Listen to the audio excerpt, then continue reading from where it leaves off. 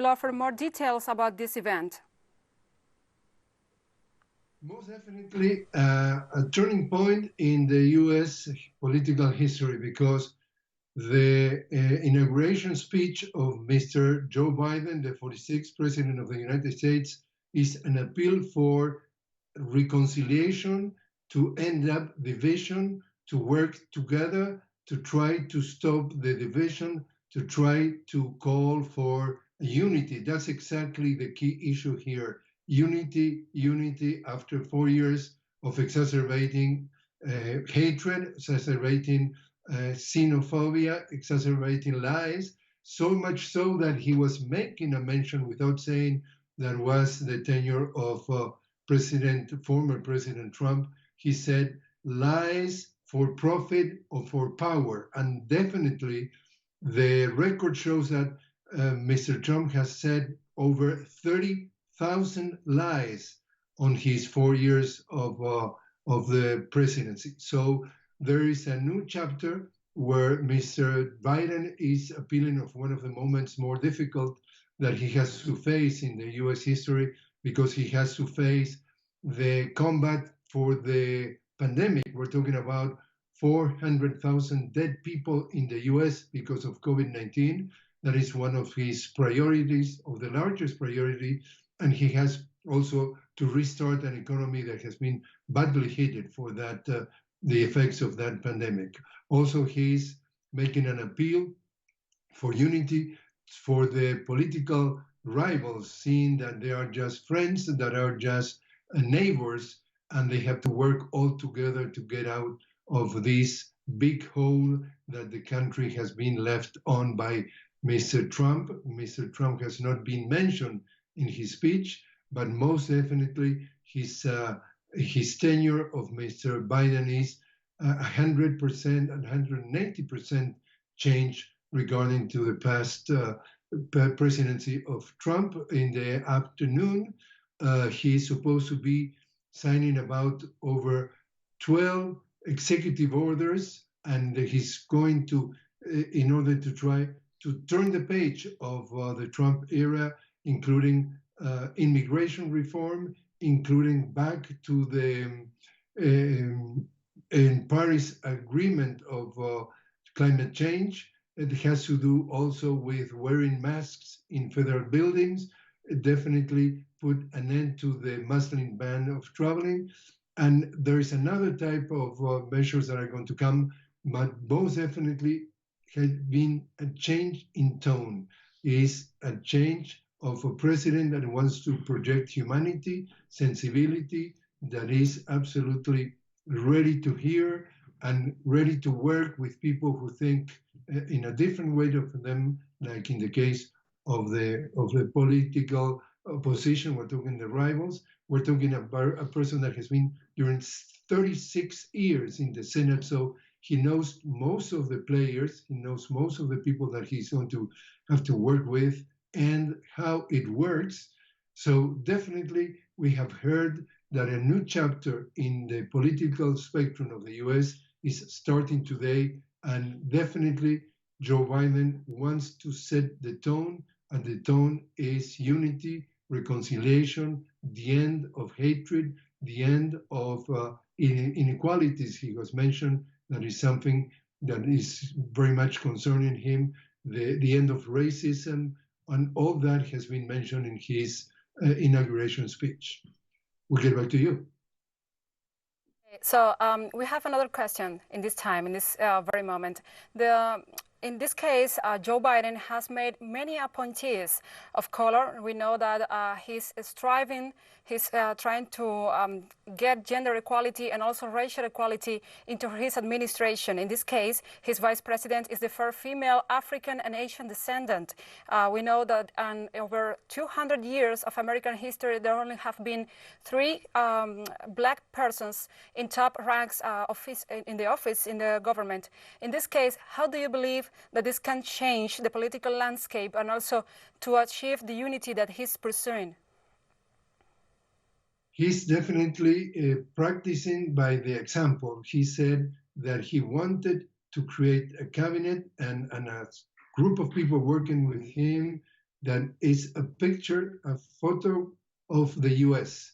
And precisely, the US is absolutely a diverse mass of people, 330 million people, that some of them are Hispanics, some of them are Muslims, some of them are Catholics, some of them are Jews, some of them are Black, some of them are coming from Asia, from Latin America. So he's trying to precisely turn the page also in that cabinet that Mr. Trump was working on, that was millionaires and white people, and in a way that was a preaching of white supremacy represented by people that has not necessarily any direct connection to the average Joe, the average American, and he wants exactly to do the opposite, to create a cabinet and create a group of appointees that shows the difference of color, of religions, of ages, of cultures, and that's exactly another way that shows that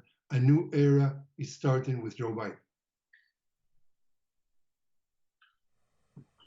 Also, I have another question for you, and I was needing to hear it from a top voice, from an authorized voice like yours. In this case, we know that Mike Pence, the vice president of former administration of Trump's administration, he skipped his Trump departure event, and he attended to Joe Biden's inauguration. Also, it happened the same with top Republicans in the Senate who were supposed to be supporting Trump, but in this case, they're turned their back to Trump. How do you believe this could affect, in this case, maybe the future political life or career of Trump, and also how this turns the table for Biden and for maybe a kind of unity in Congress? In the case of Mitch McConnell has to continue working in day-to-day basis with the Senate, and now he's the minority leader in the Senate. Now is Chuck Schumer, the majority leader, the Democratic leader of the Senate, starting at midday, starting about an hour and a half ago. So for Mitch McConnell, already turned his back to President Trump, saying that President Trump was provoking the riots that 2 weeks ago got into the Congress, and they were using extremists and terrorists inside in order to try to dismantle democracy. It's something that could be expected because he has a future still working as probably the most caliber Republican and the most influential Republican so far in the U.S. politics. In the case of Mike Pence, yes and no. He's playing. He's talking by the two sides of the mouth, cantinfleando, we would say it in Spanish. Why? Because few weeks, I would say that is even like a week before that that insurrection that they were taking the Congress, he was in Georgia trying to say that the election was rigged, that was fraud, that President Trump was winning. So he was inciting the people to create that perception that they need to protest. So suddenly, at the very last minute, he turned his jacket, and he decided not to go this morning to the White House to say goodbye to President Trump. He decided not to go to the Andrews Air Force Base at the side of Washington.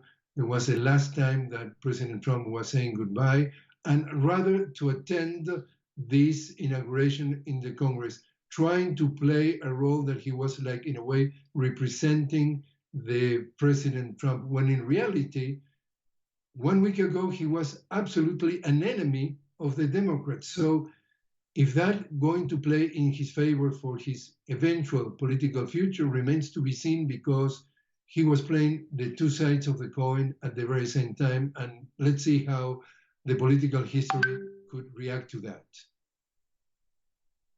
Yes, also in his farewell speech, Trump said he will be back in any form. Is this maybe a challenging statement? Is this maybe a way to announce that he's going to pursue maybe a political career in the future, more political positions? Is this maybe a challenging statement also for those who are joyful for his departure, who are also trying to impeach, well, make a political trial on him to impede him from going for office again? Trump is a television product. He has been on television for 30 or 35 years. He's a showman. He creates a circus, a spectacle. He tries always to catch the attention. So that was another tease that he threw. He said, I may, or you might hear from me in one form or the other. Throwing a tease like what that exactly that means. He doesn't say anything specifically, but it's up to each of us to try to interpret it. Then at the very end of his speech, very short, with very few people, very less spectacular, and he who have desired as a last speech, as a departure show, he said, we'll see you soon. Have a good life, and we'll see you soon. Of course, that is going to create what we are doing now, a conversation about him, a speculation about him. The general consensus is that there is not a clear sign or signature that he could have among the Republican Party a future. Today, they have a political base that are today pretty much loyal to him. Politics is a very dirty game, and we'll see how much the Republican Party reminds and remember him 6 months from now. What happened in terms of his legal future. So if he's going to be indicted and if he could be condemned for that, if they're going to start to dig into his finances and taxes and find very much irregularities, if that would not have a clear impact on his future and the relation of his future with the Republican Party. So not necessarily his tease of saying, you're going to hear from me in one form or the other when my future means exactly something specific. It's that desire, his obsession to try to call the attention, to try to people talking about him, and him. That has always been his motto through his political 4 years here, and also like an entrepreneur before that.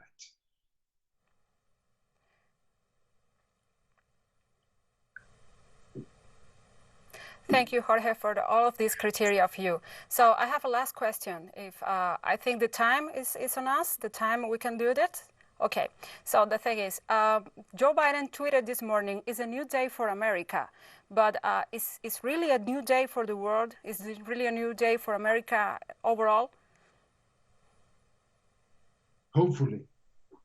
We have to think, if we want to be skeptical, that is mostly our job as a journalist, to be skeptical, is to put things in perspective. The intellectual Noam Chomsky says that in the US, there is not such thing as two political parties. He said there is only one political party, the business party. So if you reach the presidency of the US, you can could see slight differences between Democrats and Republicans, but the foundations of the political life in the US are not going to change that much. So you can expect eventually more sensibility or sensitivity for the presidency of Joe Biden regarding some social issues, such as health care for what has been called the Obamacare for more Americans than before. Remember that Trump, as a businessman, wanted to wipe out Obamacare for two reasons. So private companies could make money, and also he could wipe the legacy of Obama, his obsession, that he was hating him badly. And also in the case of the military, Trump was increasing the budget of about 10%, with we're talking about a 700 billion increase, while he was cutting social programs. Probably we're going to see a little bit more of sensitivity in that sense, but not necessarily a president coming from the Democratic Party is going to be a huge change for the country and for the world. There are going to be shades of gray, but not necessarily something white or black.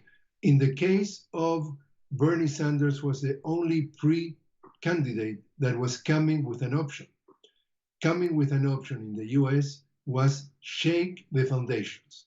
And trying to shake the foundations, immediately they put you in the blacklist and you become what here in the US is considered something really bad, which is to be a socialist, a communist, or someone who wants to put their hand in the pockets of what they call it, the average Joe, the average person, in order to steal the money to get taxes. All those labels very quickly has been put in the only candidate that was coming with sort of an option. They would absolutely put it aside. They did put aside Bernie Sanders in the 2016 election.